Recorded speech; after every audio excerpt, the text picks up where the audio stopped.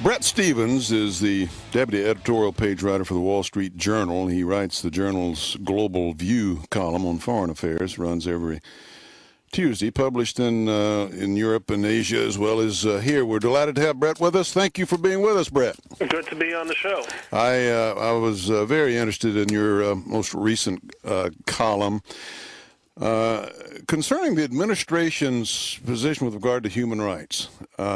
I always thought the essence of liberalism was humanity and the looking out for those who could not look out for themselves. Obviously, that pertains at home with regard to the United States from a primary standpoint, but America's always been about, looking out for those who cannot look out for themselves, innocent men, women, and children by the thousands, is a part of its DNA for some time now, and this all seems to be changing under this administration, and nobody's talking about it much. Yeah, well, in the old conventional wisdom, it was the Republicans like Richard Nixon who, when it came to foreign policy, just looked after the national interest, irrespective of who we had to deal with or whether human rights were at stake.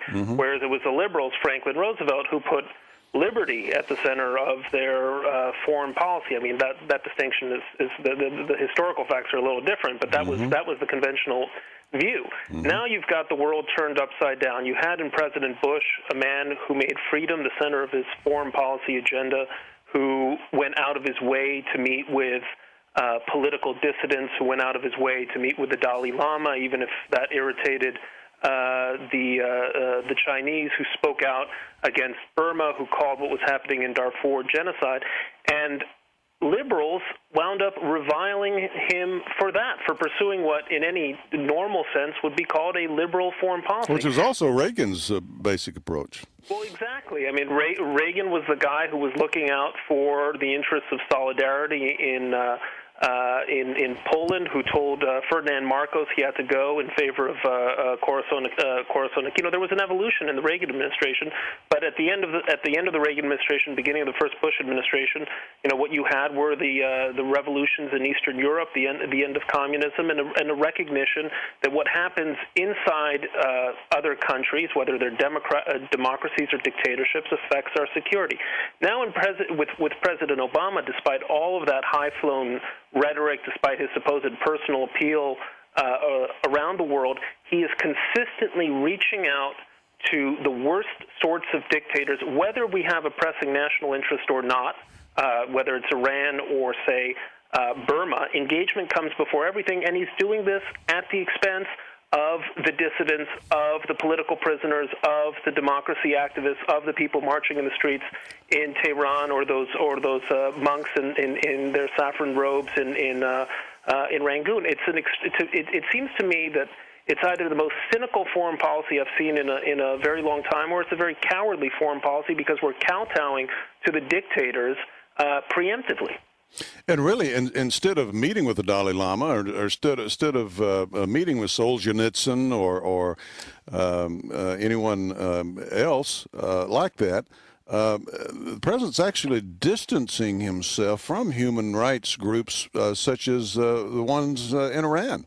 Well, I mean, there's an incredible pattern here. Freedom House, one of the most venerable human rights organizations, Eleanor Roosevelt was one of its honorary chairpersons at one point. They had an Iranian democracy project defunded. They had an Egyptian democracy project defunded. There's an Iranian human rights documentation center in New Haven, Connecticut, that has been compiling records on the Iranian regime's history of atrocities going back 30 years. They had a grant request denied. The International Republican Institute, which does a lot of pro-democracy work around the world, they're seeing their funding cut off. We had, under the Bush administration, a $67 or $70 million fund to help democracy activists in Iran. That number has been cut. It seems the only area where the Obama administration is actually cutting budgets is in the comparative pennies and dimes that it was devoting to democracy movements around the world. And I think this is it's a misguided foreign policy. It's not going to serve us well in the long term, but it's just absolutely mystifying given what President Obama is supposed to represent.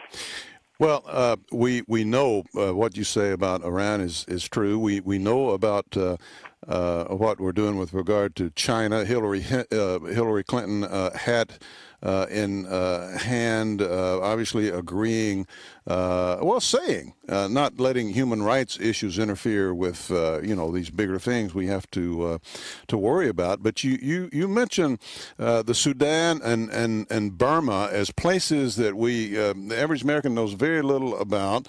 But they're places where the most ruthless. I think it was Sudan yesterday. I was watching some footage of what was happening there and how the people there were being driven out of their homes and out of their countries. They were the soldiers were coming in there and cutting off hands and feet.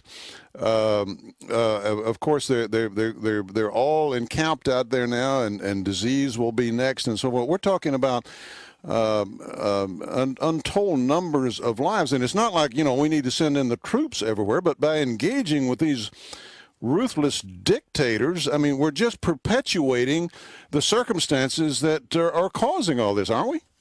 Listen, a year ago, I was looking through the Obama campaign's statements, and they were piling on the Bush administration, which had apparently been contemplating doing the policy that the Obama administration effectively has now announced this week. And one of the things that Obama said is that the regime in Khartoum this is a quote, has a record of failing to live up to its commitments, which is to say they cannot be trusted with making deals. That's what President Obama, or candidate Obama, was saying in April of 2008. That's not the ancient past. And this was an issue with which he was supposedly deeply engaged in. There was an emotional attachment, and now he's doing precisely that. He's putting the credit of the United States, expecting good behavior from a guy who, the dictator of Sudan, Omar Bashir, who at a minimum we should at least shun.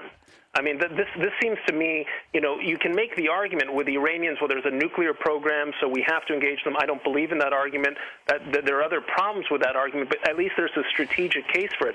Here, the question with Sudan or with Burma, it's strictly humanitarian. Shun and shame them. I mean, exactly. This is the one area, a lot of times you're dealing with African nations. I mean, let's just put the cards on the table. This is the one area where Obama's popularity and his magnetism and his personality could do some good and save a lot of lives. And how far has it gotten us? And why can't he apply the same pressure he's now applying mistakenly to Honduras for trying to stave off Chavez, and why not apply that kind of pressure to Sudan? Unbelievable. Bret, thank you very, very much. This is extremely informative. Really appreciate it.